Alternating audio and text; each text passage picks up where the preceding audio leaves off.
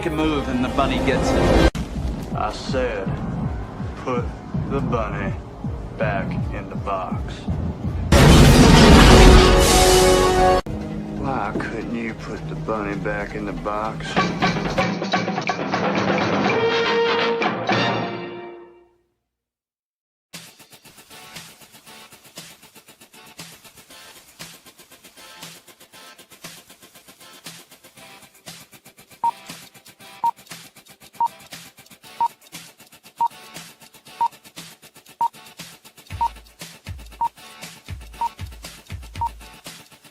It's showtime.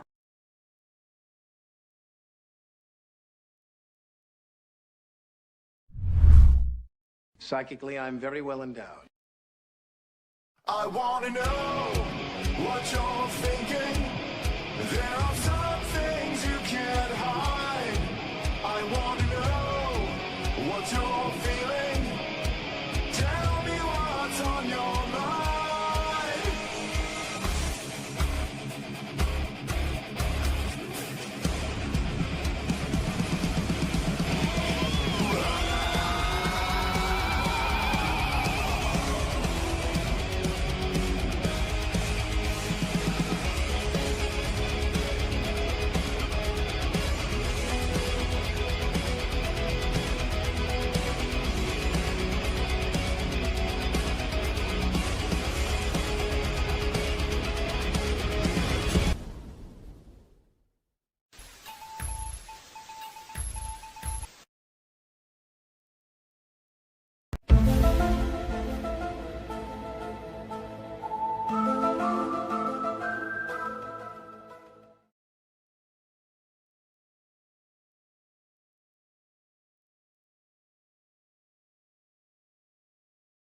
Hey there, everybody. Welcome to my Monday night show, Bunny is Thinking.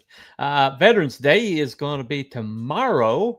So I thought it'd be a good time to talk about, soldiers in comics. My main character happens to be a soldier. I also have a lot of veteran friends, and so I've always found them kind of interesting. Fascinating, actually, very inspirational. So that's what we're going to do tonight. We're going to talk about soldiers, and the best person I can think of to talk about soldiers with is my friend Greg, who happened to be one. So let me bring him aboard. Welcome aboard, Mr. Craig. How's it going, Bunny? How are you doing this evening? Doing great. You were with the Canadian Army, was it not? Canadian Armed Forces. But yeah, don't hold that against me. I did 2 tours in Afghanistan. NATO missions, largely driven by American U.S. Army Special Forces and the U.S. Air Force. Mm-hmm. So yeah. Okay. All right. Well, I don't ever sniff at the Canadian military. I know for a fact the Canadian SAS is considered one of the best special forces in the world. And the current sniper kill is owned by... We have JTF. We don't have an SAF branch. Australia, and Britain are the only 2 to have SAS units. In Canada, we have JTF is what we call them. Yeah. Sorry to interrupt you. We don't have an JTF. All right. My bad. That's all good. Oh, no problem. I definitely don't want to get it all straightened up. But they are your version of the SAS. So, Yeah, and, special operations. I think it was up to recently they were called SAS. So my information's a little old, though. It is definitely old.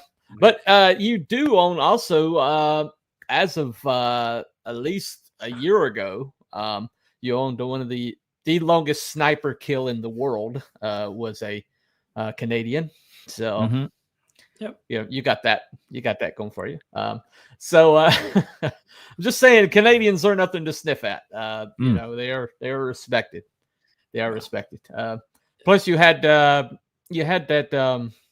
I think I can't remember. It's like a guy that defended the Parliament. Oh, by Vickers himself there. with Kevin a Vickers. sidearm. Yeah, the sergeant at arms for the parliament there. Yeah. Oh yeah, yeah. Him and a couple police officers took shots at him. But yes, ultimately, yeah, he went back. He's the sergeant of arms. It's not really his job. Went back to his office and he had his Right. pistol. I believe he was a former police officer. So yeah, took care of that lunatic. Yeah. That's definitely a guy with some balls there. So I mean, I'd say your government is nothing to nothing to be right home about, but your armed forces are definitely in, make up for a lot of it. Yeah, we have a lot of shared history. But anyway, so today we're going to talk about the soldiers. Go ahead. Yeah. No, I was gonna say we have a lot of shared history, like throughout a lot of wars throughout history. Obviously, World War II, during the beach landings, we took one of the significant beaches in Normandy. People don't realize in Vietnam, a lot of Canadian soldiers at the time they basically gave up their Canadian military status to go to help with the Vietnam War. Obviously, Korea, Afghanistan, even recent operations against ISIS. Definitely, for a while, for a lot of the war on terror, I would like to say we were doing our part as best as we could. So, yeah. Right. Well, as best as anybody could under the circumstances that they were forced to. Well, I also we have a shared history in that I think it was the War of 1812 started in Canada, actually. And a lot of the French and Indian War, a lot of the French came down from Canada. So, we've had some, conflicts over the years. True. But when it comes to when it comes to soldiers in comics, though, I think that comics has a very rich history. With armed forces depicted in comics, especially in Western comics. What are your what would you say some of your favorites are?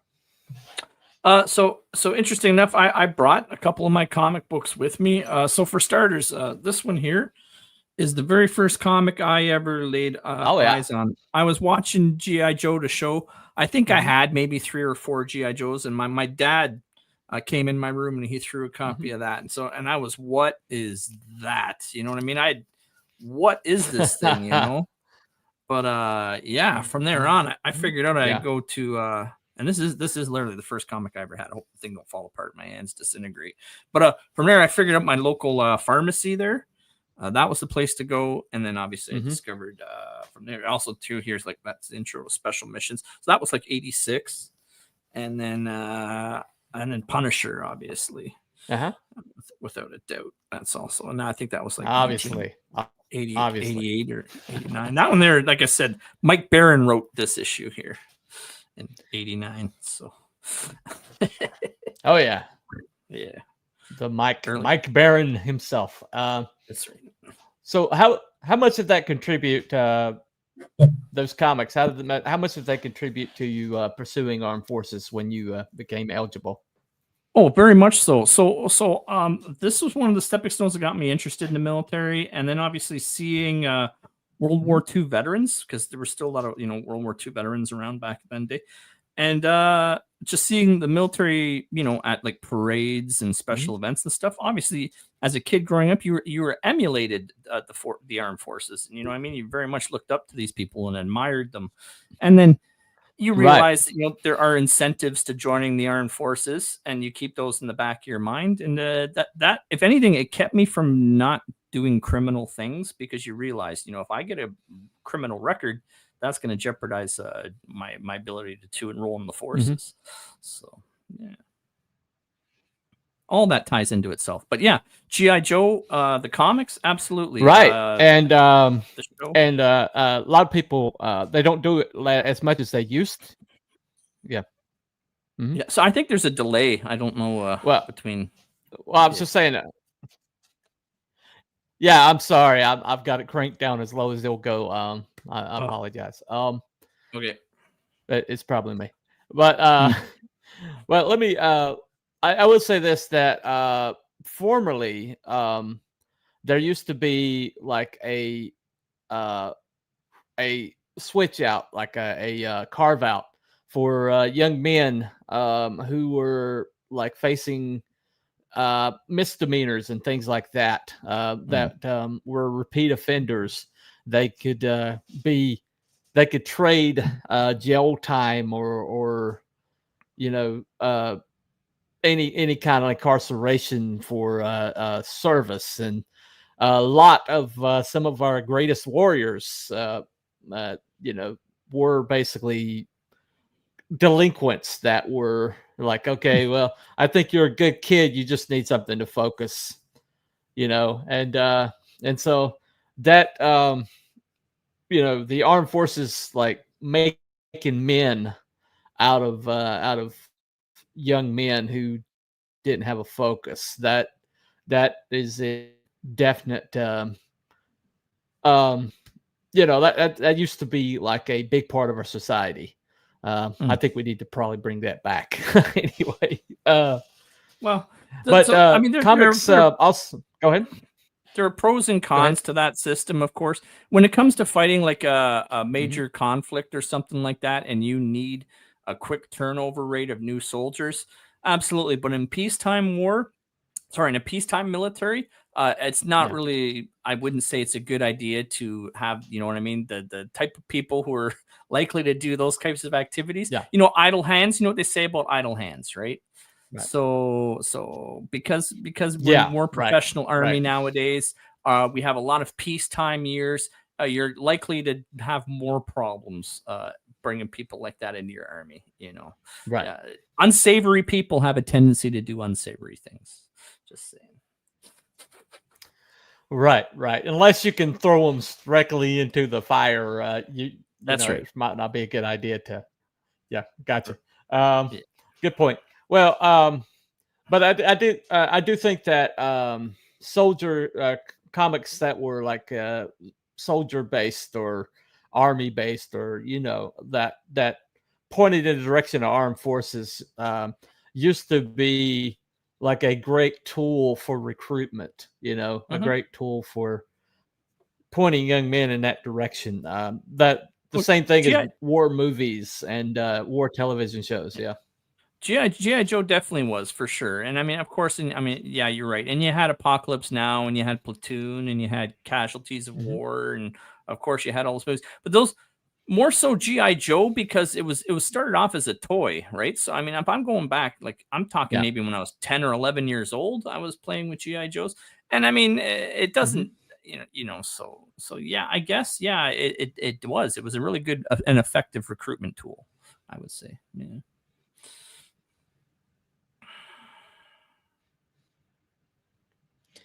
Well, I think the '80s war movies were probably not good recruitment tools because they tend to be very nihilistic and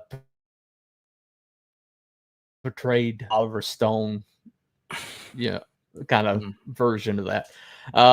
But you know, things like To Hell and Back, which was a very, very, very famous movie. What was more of a tool, I think, recruitment tool.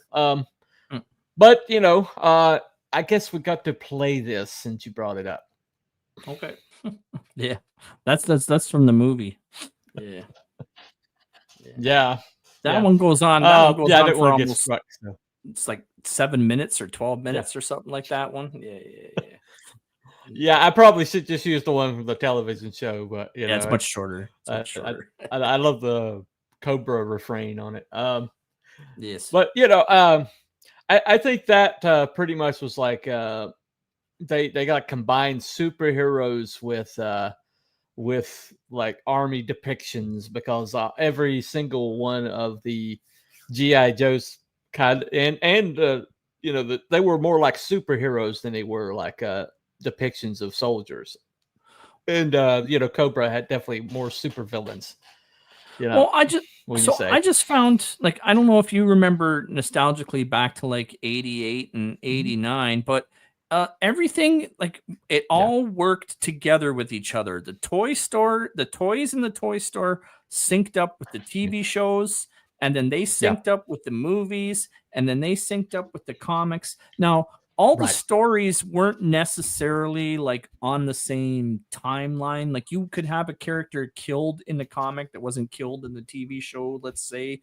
But for the most part, it was all the same, you know what I mean? Same genre, same characters, the same page. Dovetailed, and yeah.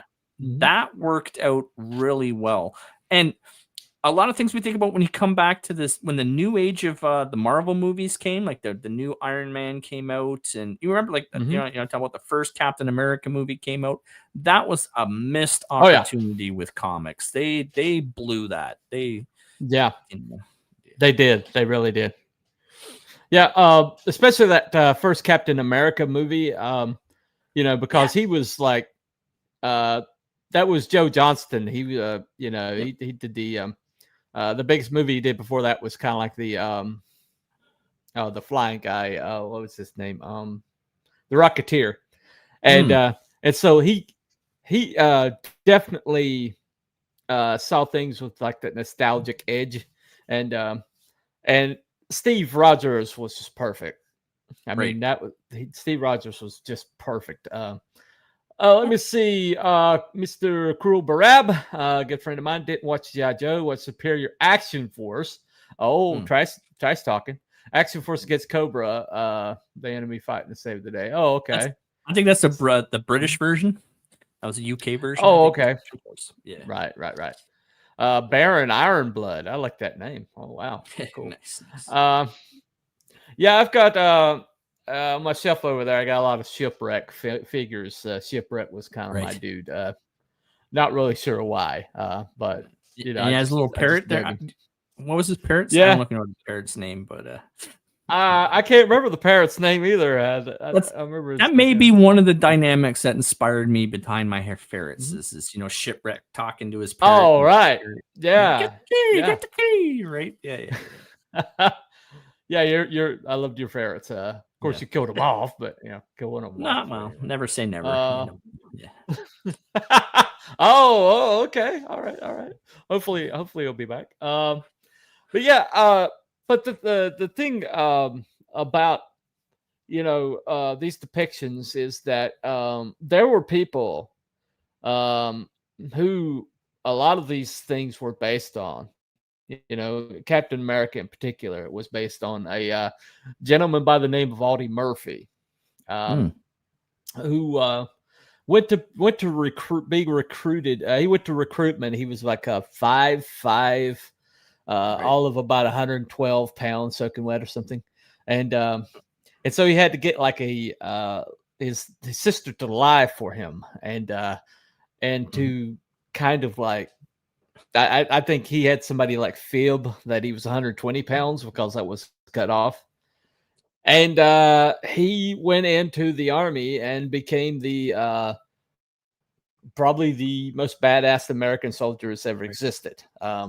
He's still spoken with reverence today. And he did all these things before he was 19 years old. Right. Which was like crazy. A parrot was not called Polly or something. It might have been called Polly. Yeah, it might have been called Polly. But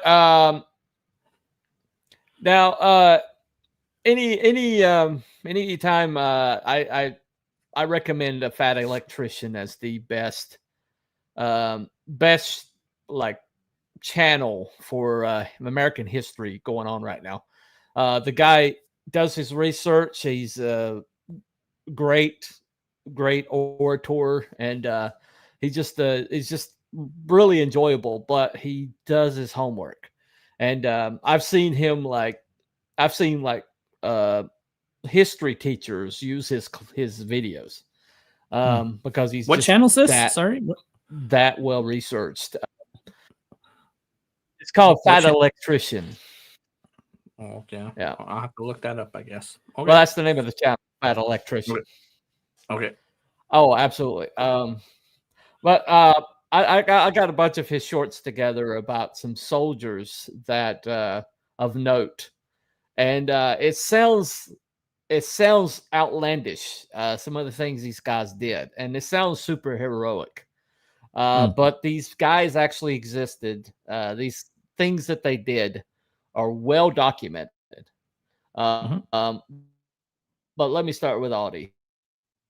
Here you A go. lot of the times, it's what they have to do with Medal of Honor stories is they have to downplay, tone it down. Yeah. And Hollywood's done this even with Audie Murphy. They're like, no one's gonna believe this shit. As Like, Audie Murphy is playing himself in a movie, they're like, no, tone it down. I know you were there, and this is about you, but no. Audie Murphy charging like one of his Medal of Honors is like 4 machine gun nests. No, so that was when his best friend got killed. He got pissed off and fucking took out 4 machine gun nests by himself. His Medal of Honor.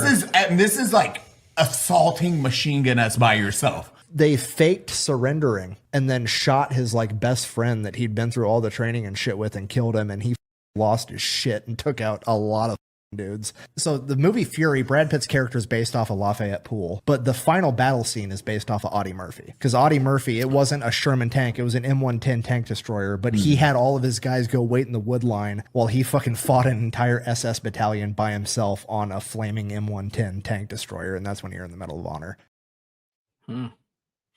Wild.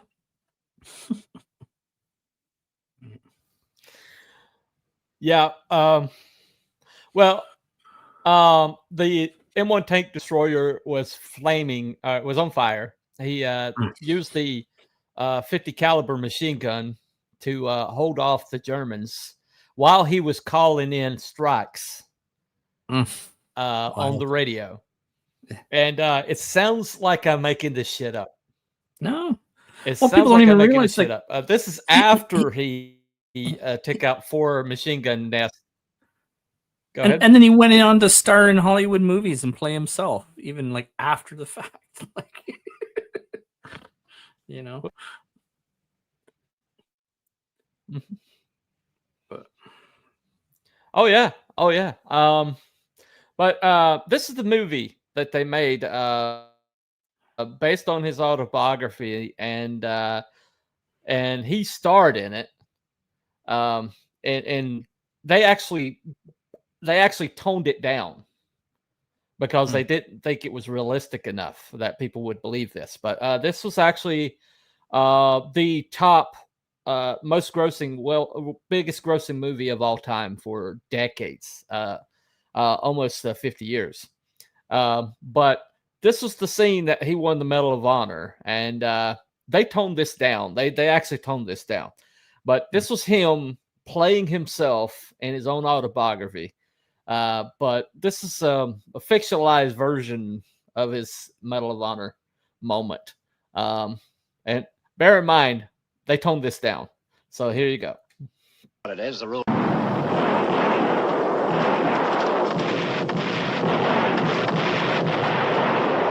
You try to dig in, Murphy? Too late for that now. We'll never be able to stay here with 30 men. Put them on back seating time with A Company. What about you? I'm going to stay here and see if I can get some artillery working. Better knock on him. You two get out of here.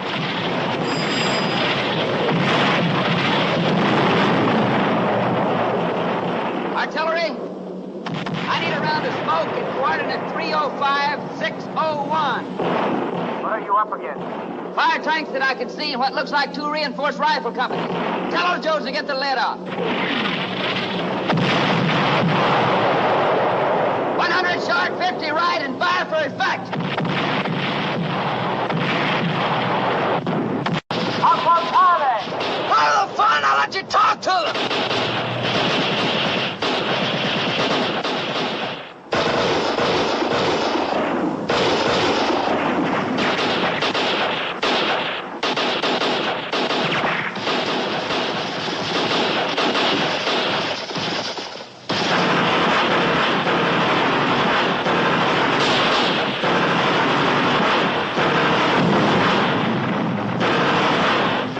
More guts and sense. That tank is loaded with gas and ammo. It'll blow up any minute.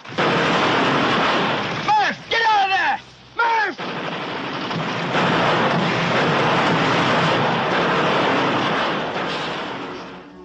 On the 9th of August, 1945. Great scene. Yeah. Well, the thing about it is though, and this is like I said, this has been reported multiple times that the moment he ran out of ammo, he limped away from it because he taken some like shrapnel to the leg. But he limped away from it, and and while he was walking towards his guys, the tank blew up behind him. That literally happened. So, I mean, that they were multiple people reported that happened. They said it's the most badass thing they've ever seen. But that line where he said, when they're like, well, where are they close to your position? And he said, give me a minute and I'll let you talk to them. Right. That is a quote. He actually said that shit. Right. Okay. This guy existed. Yeah. But yet, but he went from buck private to second lieutenant, all battlefield promotions. But he didn't go to West Point. They offered him West Point, but he's like, I have an 8th grade education. I'm not going to West Point. You know, they'll expect me to be able to like read. As a matter of fact, he tried to turn down his battlefield promotion because he said, I don't read and write that well. But later on, the dude wrote his own autobiography. Right. So we're talking about somebody that it sounds like he's superhuman. But he did all this while he was 19, before he's 19 years old. That clip you showed, that's him starring in his own movie, playing himself. Yeah. Yeah, and he also had like vicious PTSD, one of the worst cases of PTSD recorded, and from all of this. And the reason why we know he had PTSD is because he spoke out. He's one of the first he's the first Medal of Honor winner, or you know, that most Medal of Honors were posthumous, but he's the first like really high profile soldier to admit to PTSD. And he's the reason why that's the reason why they started taking it seriously. Because they're like, if Baldy Murphy's has this issue, then it's not because you're a coward. It's because there's an issue, you know? Yes. But it took a long time for like just amazing individual. Even when I got in the 90s, there was still a bit of a stigma. It took about till like I said, about the 2000s where you actually started to see people take it a little bit more seriously and acknowledging it. Yeah. It just takes time. Things take time. But yeah, it definitely did. But I'm sure Medal of Honor winner. It's probably up there along. Yes. Multi. Oh, okay. Hey, Will. Metal. Yeah, multi. Hoorah. Little Marine there. Fury was a good but not great film. Yeah, right. I enjoyed it. Actually, yeah. Hold on. There it goes. Actually, Fury was not based on him. It was based on a tank commander. But that last scene was based on what Audie Murphy did right there. But that most of that movie was based on somebody different, who is also a fat electrician video. Only took out 4 machine gun nests only. Yeah. Single-handedly. Yeah. Single-handedly. Apparently need to see that film. It looks good. Yeah. Yeah, I think it's old enough that it's probably free on YouTube, I'm thinking. But anyway, if it's not worth seeing. But you know, we talk about people who are almost superhuman. There's a gentleman called Alvin York who inspired Audie Murphy. This is his story. Here we go. Alvin York is like one of the biggest names in U.S. military history. His story is so ridiculous and funny. He grew up in the Appalachian Mountains in a 2-bedroom cabin. His great-great-grandpa lived in a cave. Just straight up mountain hillbillies. Just grows up like farming, working, gets barely any schooling. He's semi-literate, just jacked as shit, 215-pound farm kid, and I guess he was ungodly accurate with a gun. He winds up being in the Argonne Offensive, which is like literally the biggest Ooh. battle the U.S. military's ever been in. His unit's like bogged down by these 3 German machine gun positions on top of hills. So they send out Sergeant York and 17 dudes to like sneak behind enemy lines. As they're sneaking back there, they just happen to come up by the battalion HQ 10 for all these Germans, and they catch him eating lunch. The commander surrenders, and then the Germans on top of the hill see him and start shooting at him, and it kills 9 of his guys. He runs out with his Enfield and just starts doming Germans as soon as they pop their head up trying to man the machine guns. Ends up killing somewhere between 18 and 23 Germans. They're like running out of ideas because every time they go to man the machine gun, they get their eyebrows sent into the stratosphere. So they're like, we're just going to launch a bayonet charge. 12 Germans hop down and start bayonet charging him down the hill. He's out of rifle ammo. So he pulls out his 1911. There's 12 Germans. Pops the first one. 4 of them jump away into the trench. So now there's 7 Germans charging him, and he's got 7 bullets left. He realizes he doesn't have time to reload, and if he shoots the lead German, they're all going to take cover, and he's not going to have ammo to win the firefight. So he uses the goose hunting strategy where you literally shoot the geese at the back of the formation first so the lead goose doesn't know. He picks them off from back to front, drops all 7 of them. So then the commander that already surrendered is like, stop killing my guys, I'll get them to surrender. So he orders the guys on top of the hill to surrender. They come down. He ends up capturing 132 Germans with himself and 7 privates. Quite the feat. Yeah. Funny thing about it is he was almost a conscientious objector, but he had to be talked into to shooting people. And while he was killing these Germans, he was yelling at them to lay down their arms because he didn't want to kill them. And the guy who finally surrendered, Alvin York, said that he spoke better English than Alvin York did. Being a illiterate hillbilly. But yeah, he's just that badass. But he was actually from the part of Appalachian that Audie Murphy's people came from, and so Audie Murphy's always inspired by him. Got to be something in the water out there. But they don't miss, man. The Over the Mountain boys, Over the Mountain men, who were the first defeat the British ever took in America, came from the same area. Interesting. And they came with Kentucky. They came from Kentucky long rifles, and the Battle of Kings Mountain. They never even saw the bullets that were taking them out. They tried several bayonet charges, and they would just disappear into the trees. And then when they retreated, they would get shot. And it was the first defeat. Because they weren't messing around. Appalachian boys, they didn't mind shooting you from a tree. They didn't want to line up in the middle of a field, and they were going to shoot you from, the next zip code if they had to line it up. And if you didn't kill, you didn't shoot an animal you didn't eat. So most of them were accurate. I mean, sniper level, and that was the first defeat the British ever took. And they don't ever talk about it. They never talk about it. Well, yeah, we do. A bunch of hillbillies. No, we acknowledge that the very first instances of guerrilla warfare was those early early formations there. Like that's when guerrilla warfare began, and we started blending in with the environment and using the environment to our advantage and hiding behind trees and stuff like that. Not just taking these massive armies and throwing them at each other, Right. Well, Ferguson said that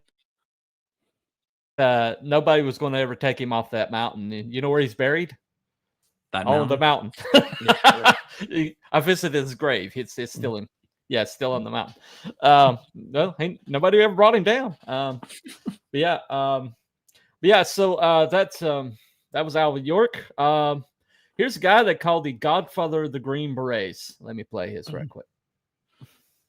Ladies and gentlemen, the godfather of the Green Berets, Billy Waugh. He served in every armed conflict between the Korean War and Afghanistan. During the 1960s, he was a team leader for one of America's green light teams, which is a fancy way of saying he was qualified to jump out of a plane with a nuclear warhead strapped to his body. He is the man that tracked down Carlos the Jackal, one of the most infamous terrorists of all time. After 9/11, he was one of the first men sent into Afghanistan to track down Osama bin Laden at the age of 72. And his rap sheet is as follows: awards, 1 Silver Star, 4 Bronze Stars with V device, 4 Army of Commendation medals, 14 air medals, 2 combat infantry badges, and 8 Purple Hearts. Decades in operation, 5. Countries operated in, 64. Helicopter crashes survived, 3. Plane crashes survived, 2. Enemies killed in combat, unknown. Number of missions completed, redacted. Times captured by the enemy over a 50-year-long career in 64 different countries, 0. If you want to hear the full story, the video is up right now over on my YouTube channel and at pepperbox.tv. Links to both of those and my merch store over at thefatelectrician.com. Quack bang out.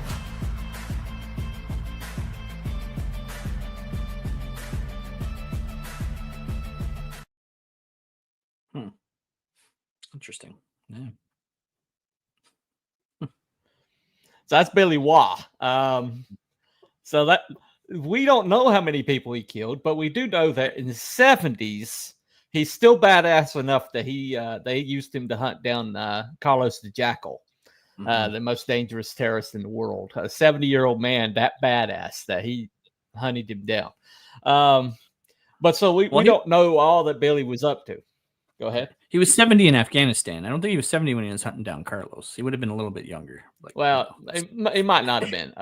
Yeah, he would have been a little younger. So okay, the 60s. He's in his 60s. Okay, he's a young whippersnapper. Right. Or anyway, but yeah, it started Korean War, went through the Vietnam War, and was still kicking ass that late. But when we were talking about people who it sounds outlandish. It sounds like these people are superhuman. But I mean, these were living comic book characters. These were GI Joes. I mean, these people existed. So let me give another true badass a shout out. So this is Simu Haya, the Finnish sniper known as the White Death. This guy sounds like he didn't exist, but he did. Ladies and gentlemen, the deadliest sniper of all time, Simo Heiha, aka the White Death. During the Winter War between his home country of Finland and the USSR, he is credited with racking up 542 confirmed kills, 249 of which he got with his sniper rifle, aka a Mosin Nagant with iron sights, and the rest of his kills coming from a Suomi submachine gun. His time in the Winter War would be cut short when on March 6, 1940, he was shot in the face with an exploding bullet. But he didn't die. He went into a coma for 7 days, waking up again on March 13, 1940, which is also the same exact day that the USSR signed a peace treaty officially ending the Winter War with Finland. Coincidence? I think not. Simo's been running around in the snow, no-scoping all of your men, and then you finally manage to shoot this guy in the head, and he still doesn't die. He's clearly hacking. I would quit too. If you want to hear the full story, I've got the video up over on my YouTube channel and over at pepperbox.tv. Links to both of those and my merch store available at thefatelectrician.com. Quack bang out.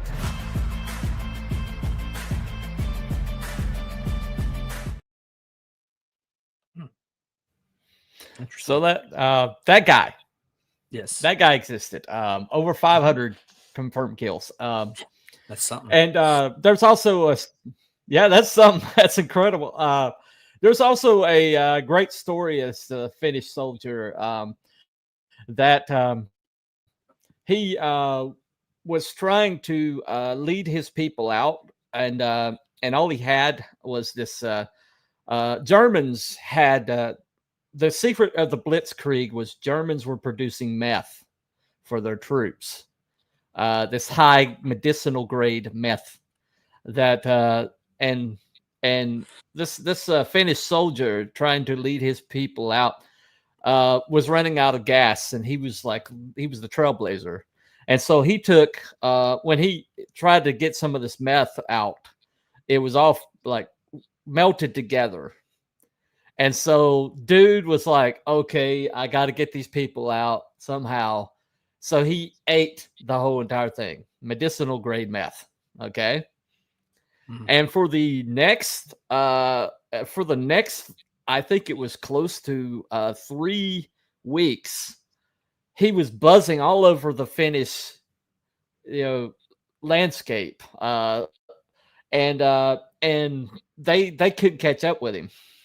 He would literally ski directly through German camps, and they couldn't catch him. And this went on for nearly 3 weeks, and he was hallucinating the whole entire time. And then he finally collapsed, and they finally caught up to him. And he lived into his 70s, so it didn't have any adverse effects. But he distracted the Germans for like 3 weeks trying to catch this guy, because he was just buzzing them, and he was just and his own people couldn't catch up with him. But yeah, he was on like high medicinal grade crank for 3 weeks. It's an incredible story. So those Finnish people are bad. I mean, they got Viking blood in them. I mean, they're another level. Right.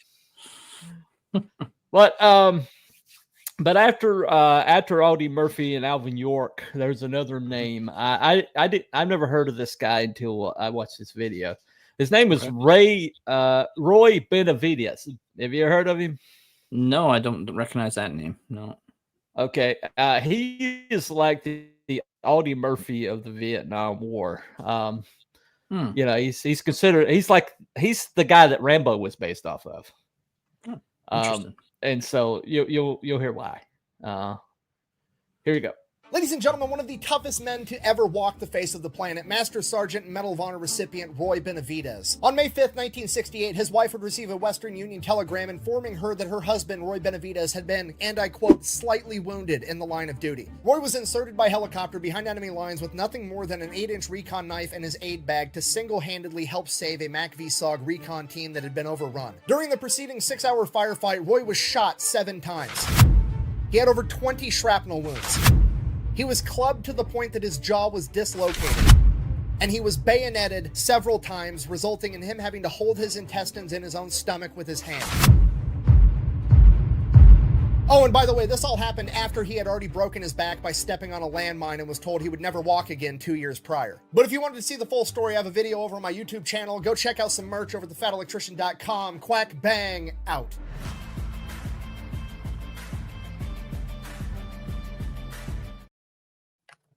Wild. Extraordinary people doing extraordinary things. Yeah, but the interesting thing about Roy Benavides is that they dropped basically these missions were not sanctioned, right? And so it's just recently that they've been declassified, but because they weren't sanctioned, they couldn't officially send in reinforcements. And so this group was like being overrun, and basically Roy and his group were just like dropped in to try to extract these people.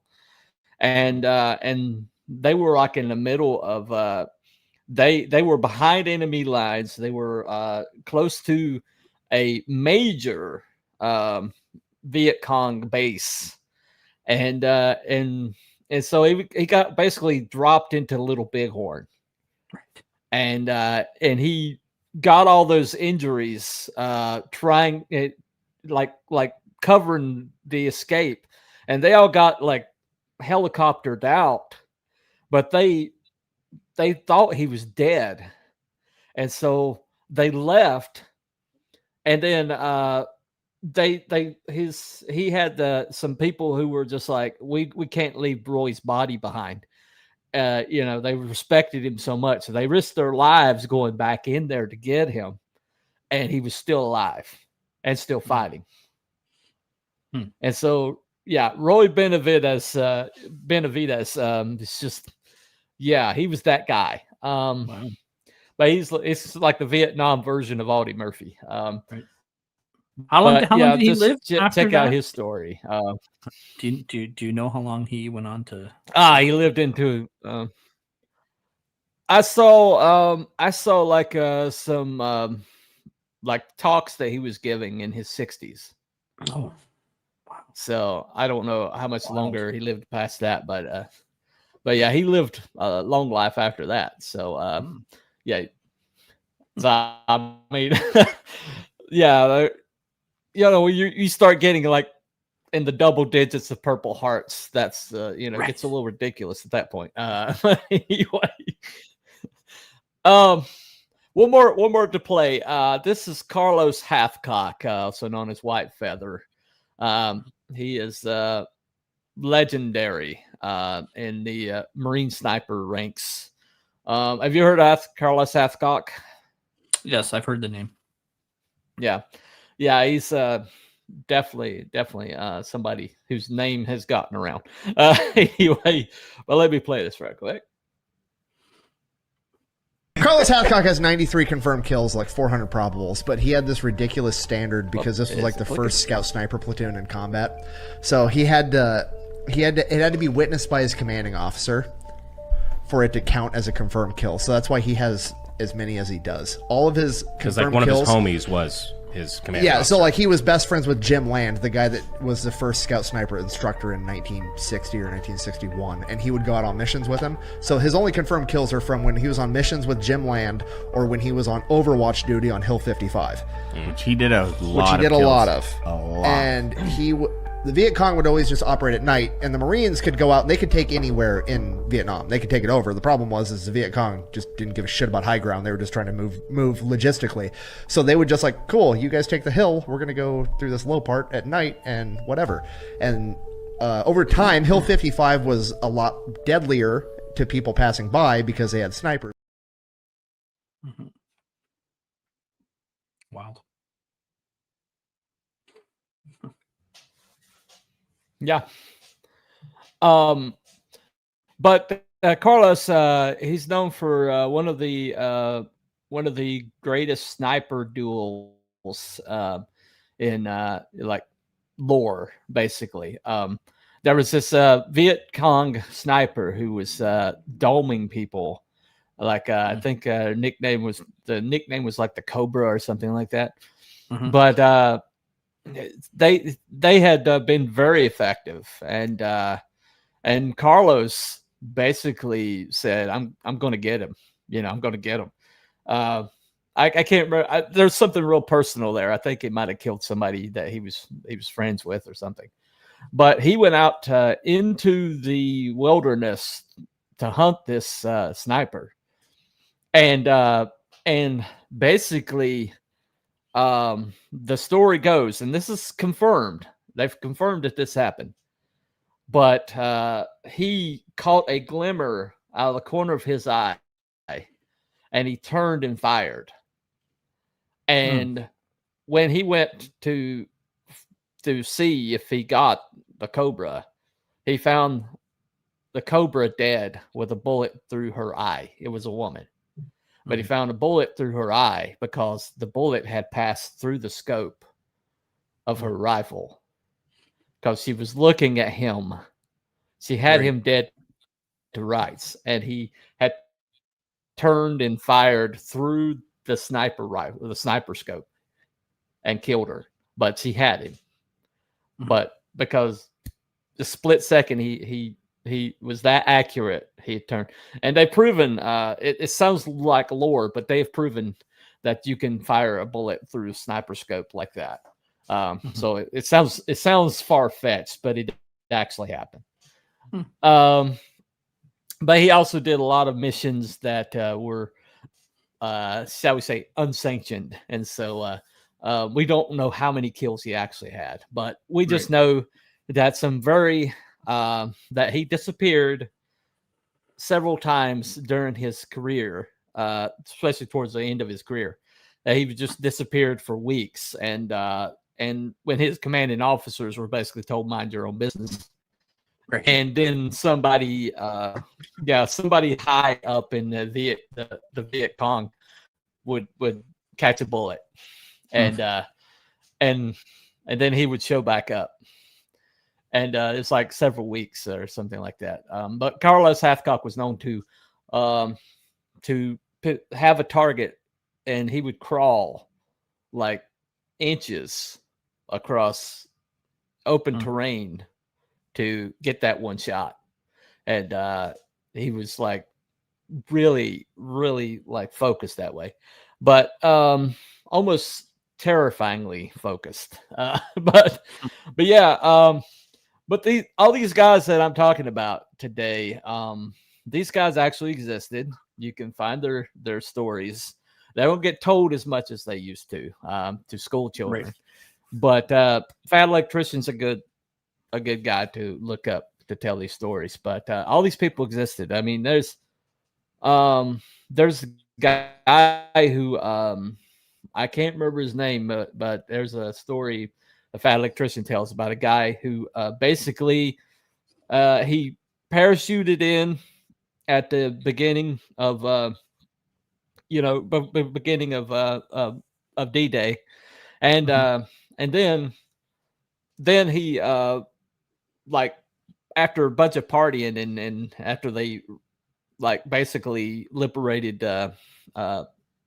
Paris, he was in the midst of a bunch of partying, and they're like, oh, well, we have this other group that is being cut off, and we need people to like jump into there and secure a bridge, and he volunteered for it, and he just he was free and clear, and he volunteered to jump into the middle of like this part of Germany and to secure this bridge to get people. And so I mean, we're talking about people who just, it sounds outlandish, it sounds superheroic, it sounds completely fictional, right? But these people actually existed, and so they inspired a lot of our comics, a lot of our comic characters, a lot of. So I mean, a lot of the military, and I'm not trying to diminish. Absolutely, what are just ordinary people get thrown into extraordinary situations, and they end up doing extraordinary things. But I mean, all that has to do with just the drive to accomplish the mission and putting the mission before yourself, and understanding the importance. If the mission doesn't get completed, more lives are going to be lost. And that's a lot of the rationale behind why these people put themselves in these like absolutely insane situations. Like, who in their right mind would put themselves in these situations? But it's the understanding that in order to save so many more, we have to accomplish this thing in order to accomplish the next thing, right? So. Yeah, and this stuff is still going on. We've had Medal of Honor winners as recently as 5 years ago. So you'll always have war. There'll never be an end to war, and it's just one of those things. There's a few things in human nature. You're always going to have taxes. Well, people will always die. You're always going to have war. There will always be conflicts, right? But, definitely, and that's the thing. That's the thing that I think this more professional army, we might be missing that farm boy, that doesn't know they have it in them, and so it's the nature of the conflict, right? I mean, I mean, you take what's happening in Ukraine right now, in Ukraine and Russia, right? So what we always said, like the worst place to be is in the regular enlisted army when a conflict first breaks out, because you're throwing that first wave of whatever equipment you're practicing and training on that's not really working. You know who wins those wars? It's not that wave. It's the successive equipment that comes along down the line, right? The Shermans, the Spitfires, the Mustangs, right? As the technology increases, and then, like you said, then the draft opens up to anyone and everyone. And you were talking about, you'll take somebody who in peacetime, they're a horrible criminal, robbing banks and doing horrible things. But I mean, you throw this guy in a uniform in an impossible situation, and you give him a weapon, and all of a sudden this guy's like taking out machine gun nests left, right, and center, right? So, the situation is what basically propels these people into extraordinary situations to do incredible feats, right? But that's the thing about you really it's like the statement that you don't mess with anybody out there. You can't assume that everybody that there's anybody out there that you can mess with, because you don't know who you're dealing with. We've seen several times lately where somebody has messed with a elderly man and gotten their butt handed to them. And it just has, then you find out later that this guy's like World War II veteran, or not World War II veteran, but Vietnam veteran or somebody like that. And so that's the thing.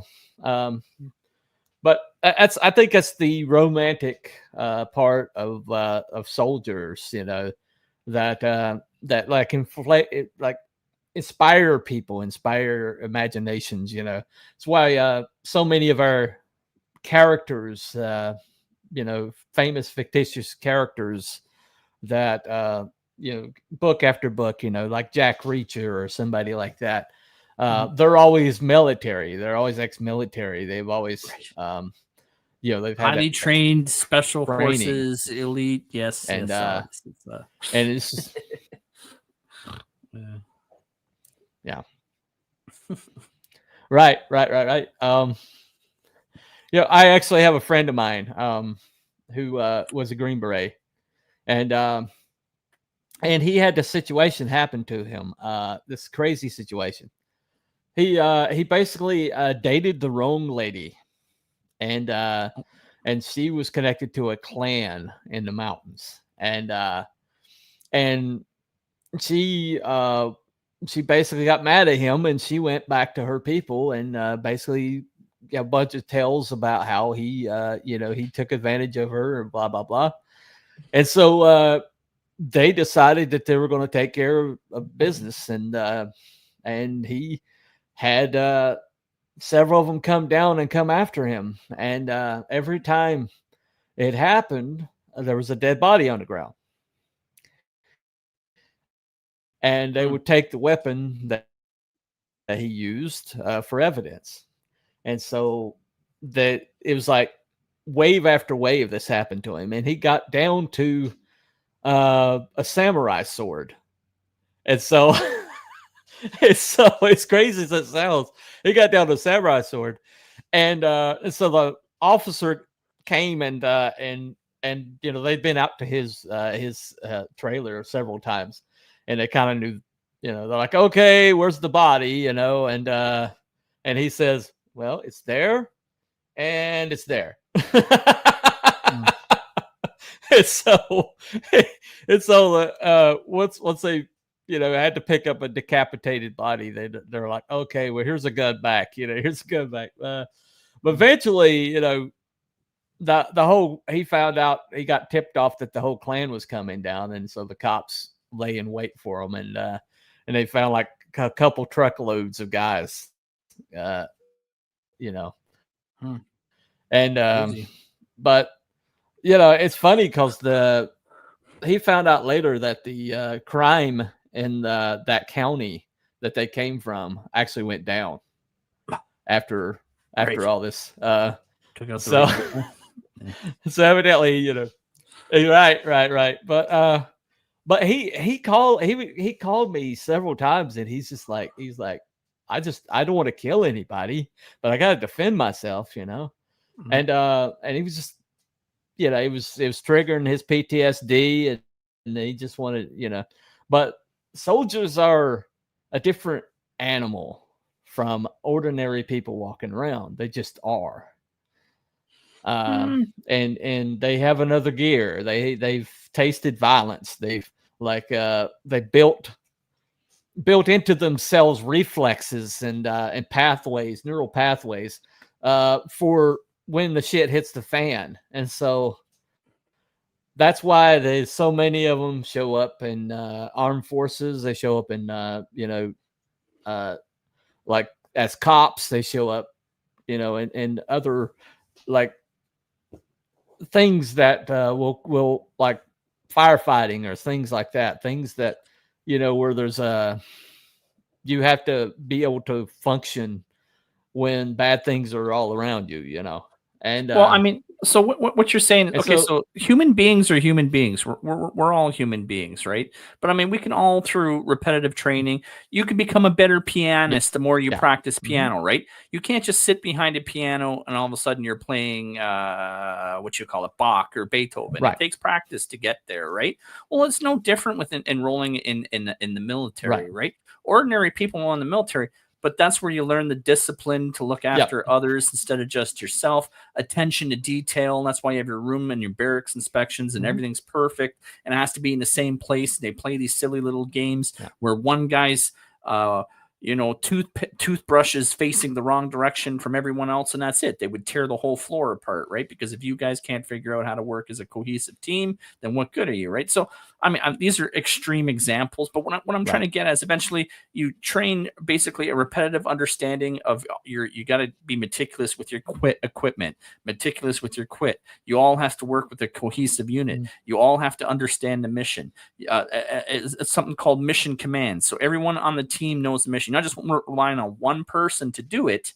At any given time, anyone else can take over and they know what they're attempting to accomplish, right? So all these details all fall in together. You understand what I'm saying? So, I mean, and you keep saying like, these people are supernatural and all this. Well, it all depends on what type of unit they're in too, because another thing people don't realize about the military. So for every one of those one combat soldier guy that you're talking about is out there at the pointy end of the spear doing all the business, there's another 10 people behind him administratively taking care of his equipment issues, his flight issues, his food issues, accommodations, travel, his paperwork, administrative. You understand what I'm saying? So for every one combat soldier, you have another 10 administrative. So just to throw out a blanket there that every single soldier is this crazy, you know what I mean? Well, I mean, there's a lot more that goes to it. And I think a lot of people don't really realize I'm not saying that. Military, I'm definitely not as saying an that. institution, the military is very much like a university, I would say. And you have people have specialties and special trades and special jobs, whereas like an infantry can do a different job than say somebody who's like an artilleryman, right? They have a different specialty and a different skill set. So just wanted to throw that out there. Oh, definitely. Oh yeah, definitely. You know how this man gets killed by a samurai sword? Right? Yes, officer. He cut himself shaving. Right. Absolutely. Yeah. Well, yeah. It's one of those things, he ran into my blade, repeatedly. But anyway, but but at the same time, there's something that I think just is inspirational. It's like warriors used to be, like knights, samurai. The warrior class used to the cachet that they used to have. They're the protectors. They're the people that keep us safe. They. What's interesting about, again, military history. Again, I was in the military for 26 years. By the way, if anyone was watching this and is wondering why you invited me onto your show, thank you for inviting me. Yeah. Even if you go back to like the modern military, a lot of it is still structured from what the Romans invented. And I'm not even going to say necessarily the Romans invented, because the Romans themselves, they adopted what they learned from the Greeks and from everyone else they battled. But the Romans were very much the first ones that understood the fundamentals of a single infantry needs to be able to carry enough to sustain themselves for 48 hours. So you would bring 2 spears and a sword, and you would bring a bag full of rations and the stuff you needed to make your defensive stores. And then these troops would train to march basically 17 miles a day. And then they knew when they got there, they had to build their defensive before they slept, right? Like their fortification and so forth. They understood logistics. Yes, and combined arms as well. The Romans first invented the archers firing first, and then that wave of the horses, right? The cavalry come, and then they hit that brunt push, and then using the infantry. The infantry are really good at holding ground and taking ground. However, the cavalry, they can smash through that objective, opening that hole up that the infantry can then pour into, right? So all the stuff that, again, Romans designed, right? The size of a legion and having, 3 legions reinforced, and then that becomes an army group. The phalanx. Right. All this stuff, you still see it to this day. It's permeated for thousands and thousands of years. We've perfected warfare as a species, right? So, yeah. And then you see, now you've got, you've got like things like drone warfare and things like that. That's kind of taking us in a new direction. But this is you the thing always, that was. Yes, this is the thing that was you know, very fearful of was the Cold War and the Iron Curtain and what happens when we have to face the Russians again. And very much, I remember when this was emerging, and I don't want to get too much into the Russian conflict right now and what's going on with Ukraine, but obviously they started taking all these territories and yeah, drone warfare and robot warfare. I mean, when we were coming through the 80s, this was stuff you saw in G.I. Joe, was them fighting robots. Right. But here we are. And now it is very much people that aren't even on the battlefield and drones dropping ordnance and anti-drone and robot on robot technology. Yeah, warfare is just it's never changing. It's never it's constantly changing battlefield. Right. Well, it also that's the thing, I mean, some things don't change, but then other things do, and usually. Yeah, usually the technology, we first find it in like when fighting wars because of necessity. You have to create stuff. Like imagine World War I, humanity. World War I trench warfare. For like they would jump up out of those trenches and charge hundreds of meters at each other, just mowing each other down. Yeah. And imagine being there the first time those tanks.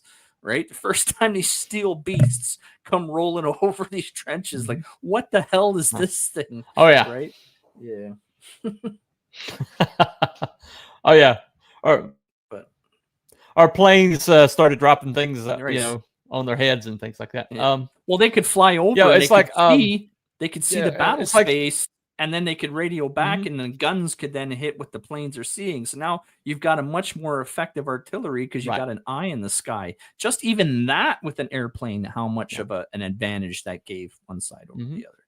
So, well, Red Baron himself basically had to switch over to flying planes because he was in cavalry, and the cavalry was completely outmoded by the machine gun.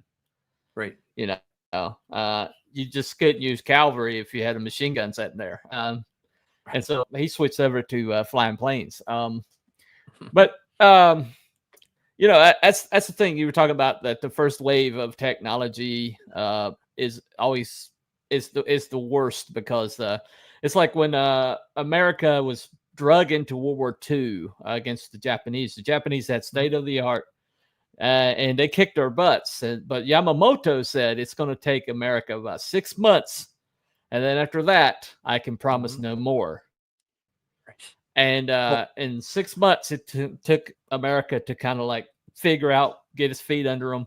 And then suddenly the Zero is facing the Hellcat F6F. And the Hellcat was out climbing them and out diving them and doing things that they didn't think were possible. And at the end of the war, the Japanese engineers were allowed to look at an F6F Hellcat, and one of them was heard to say, "We didn't stand a chance, did we?" Because America, as soon as the war machine started up and the technology, we started like upgrading everything and putting out. We put out more destroyers in 1 month than Japan was able to produce in 2 years. Right. Once we got started, and Yamamoto said it's like 6 months. 6 months at the outside, and at the end of 6 months, Midway happened, and the battle completely flipped. But yeah, that's the thing, the Battle of Nagashino Oda, Norabunga, when the first feudal lords implement rifles against a lot of cavalry. Yeah, gotcha. You're talking about The Last Samurai, I believe. Yeah. War technology catches up. Now, another reason I wanted to bring you on is because you've got a really cool sci-fi comic that you are putting out. I believe you got a new chapter that's about to drop, right? Yeah. And but all this is still available, correct? No, I'm currently between campaigns at this time, and I've been meaning to put 15 copies of my trade paperback in issue 4 up on eBay, and I will make those available at some time. If anyone is watching this and they really need this, I can still, if somebody just gives me a mailing address and sends me money through their PayPal, I can still do that.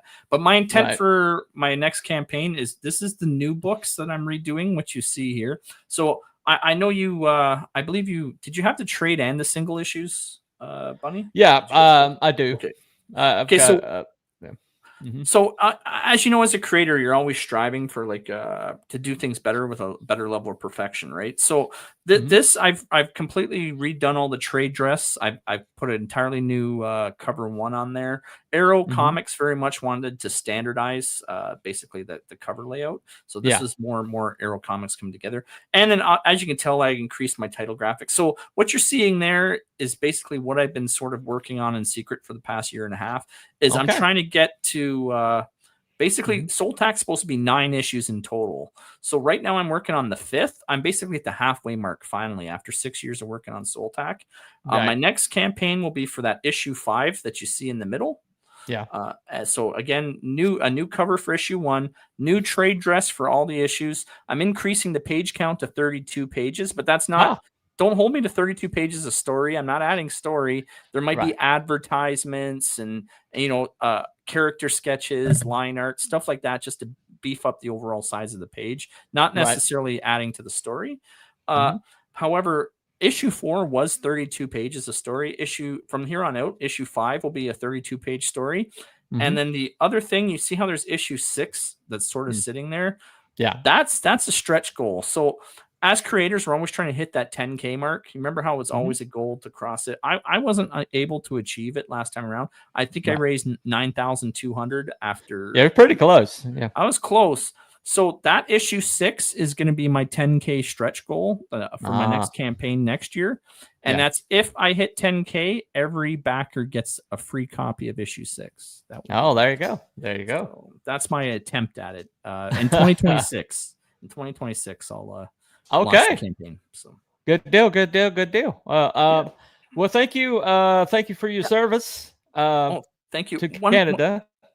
One more thing I added too is I put in the private chat. I don't know if you wanted to share that link, but I have a YouTube show as well on Fridays. It's called The Friday Nights. Myself and Jason Sandberg, we host it every Friday night at 10 p.m. Eastern. It's an open invitation for any creator who's out there with a new campaign who wants to get their book in front of a new set of eyes. Please hit me up. I'm as it says there, follow me, Dark Lord Mad Ruth on Twitter. And we always like to get a new campaign, a new creator, and get them in front of a new set of eyes. So, creators supporting creators. Okay. Yeah. Let me put it in. The comments right quick. Here you go. Sorry, I would do it. This is the link. There you go. No problem. All right, so here's the link right there to the YouTube. Appreciate it. It's Mad Ruth Studios. There you go. No problem. I will say that out of all the channels that promote, I've seen more people back after watching the Friday nights. Yes. Than pretty much anybody else. Outside of the really big channels. So speaking of military, if you want to promote, military, they're pretty proud of it. They're pretty proud of it. Yeah, we've sort of mobilized our fan base, like all the people that watch and all the people that are frequent backers. We've all gotten together on this channel, and I'm so happy and I'm so grateful that we do that.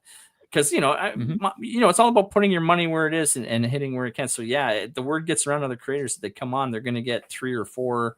A little bit of a bump on their campaign, word gets around, and we're very proud of that and grateful. So thank you.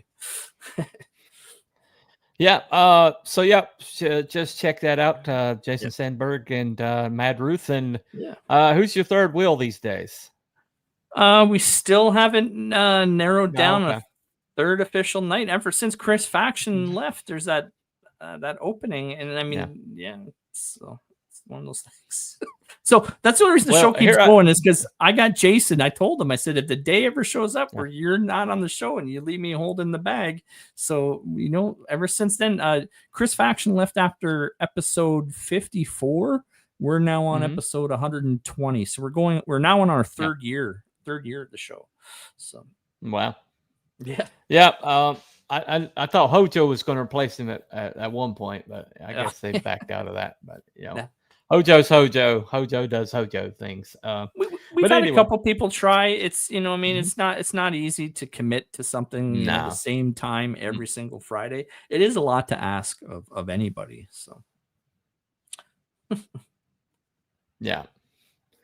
Well, so Veterans Day tomorrow. Support your local veteran. Thank them for their service. They've seen things and done things on behalf of us, so we should respect that. And while they're alive, let them know that we're our gratitude. I'd rather thank a live veteran than remember one that has passed. So, especially Vietnam veterans, they're dropping like flies. So, it means something different to everyone. So, I appreciate your sentiment, but as a veteran myself, most veterans will say they don't see themselves as heroes. They see the ones that didn't come home as heroes, and even myself saying that, what probably tears me apart the most is having to have my friends, loaded into coffins and doing the ramp ceremonies and loading them on the planes, and vice versa between missions, being home when the planes were unloading and doing the ceremonies and just, that for veterans is probably the hardest part, because you have what's called survivor's guilt. Knowing that, I was out there risking my life next to the next guy, and we lost one. There was one we couldn't bring home. And then seeing their children and seeing their wives and then seeing their family, that's the hardest part, I think, for a lot of veterans is that survivor's guilt that you feel for the ones the friends that you lost along the way. So, yeah. Yeah. Totally understand that. Totally get it. Yeah. But anyway, thank you for coming on, Craig, and hanging out with me tonight. Hopefully, like I said, Fat Electrician is a great channel. Yeah. He's got all these stories are on his channel. The longer versions are mind blowing. I basically showed a couple factoids from the longer stories, but the longer stories will blow your mind. These individuals, they went through the training, they went into war, and they did incredible things, all for their country. And so, honor that and pass it on. If your kids don't know but these stories, the Fat Electrician, he does drop some F-bombs. Okay, he does have some language. But people like him, we are in the golden age of information. There's no reason that your kids can't know about these heroes. The information is there. It's there and available. And they're not going to learn it in school. Unfortunately, they are no longer going to learn this stuff in school. So I'm wondering, did they teach? Do you know if they teach schools or around to celebrate Veterans Day at the kids? Because one thing here I was very honored with. So I hadn't done anything for Veterans Day. I retired. Sorry, my brain's all over the place. I retired 3 years ago. I hadn't done any Remembrance Day ceremonies, but at my son's school, they actually had him learning the medals and learning the various wars that Canada fought in and learning the sacrifices that veterans. They actually took the time to teach them all this stuff. They taught them how a Remembrance Day ceremony goes from start to finish and all this. So once I realized that the school had sort of met us halfway, they then were like, they kind of, they pull on your heartstrings, right? We would love it if the veterans would come to our Veterans Day ceremony. So it was enough for me. I went out and I found my suit and I pulled out my medals and all my accoutrements. And I went on and I went to the school and I was very impressed with what the school did. So I'm hoping that that's still going on, because you do see a lot in the media. A lot of this, what's going on nowadays is like, they're anti-military sort of putting down, people's military accomplishments or all those wars, those horrible wars. And I really genuinely hope that we learn to, like you said, appreciate in our schools and teach our children the importance of having some great gratitude for the sacrifice that veterans have made for them. So, yeah. But yeah, it's nice to see. It's nice to see they're doing it where I live anyway. Yeah. Hopefully that becomes more common. Than it has been. I'm learning a lot about a lot of these people, and it's as much of a history buff as I am. I'm learning about some of these people for the first time, and then talking to older people, and they're like, "Oh yeah, we knew all about those people. They were talked about," and it's like, okay, well, I mean, as a Gen Xer, I wasn't hearing these stories. Of course, I was there when they started the Department of Education, but that's another stream altogether. Anyway, all right. Well, thank you for coming, Craig. Thank you for the fluffiest chat and all of YouTube. 46 eyeballs at our peak. Nice. So thank you all for coming. If you enjoyed what you saw today, like and subscribe. Go ahead. All right. I'm sorry. I thought you were saying something. Oh, no. I just listened to you. Okay. All right. No problem. Well, thank you for inviting me on. I appreciate it. Thank you. Sorry, there's a delay, so it's really hard. Oh, I know. I apologize. Yeah. But anyway, so that's been Coop for Telepathic Bunny Comics. Y'all have a very good day, and we'll talk to you next time. Probably a Thursday night. Don't have a topic yet. It's a conspiracy Saturday night. That is guaranteed locked in. So we'll talk to you later. Follow up.